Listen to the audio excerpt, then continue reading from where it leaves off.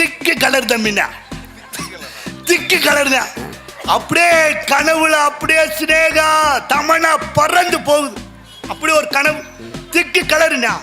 போய் பார்க்குறேன், தப்பா நினைங்க, தார் ரோட்ல கருப்பு பெயிண்ட் அடிச்ச மாதிரியே இருக்கானே. எப்படி என் கொண்டாட்டி என்ன வேலை பார்க்கிற தெரியுமா? பேஸ்புக்ல போஸ்ட் போடுற. அப்படி அந்த தோசை திருப்புற கரண்ட் இருக்குல்ல, அதை வச்சுக்கிட்டா இன்று எங்க வீட்டு தோசை உன்கிட்ட கேட்டாங்களா? போட்டாங்க. 5000 பேர் லைக் போடுறானே.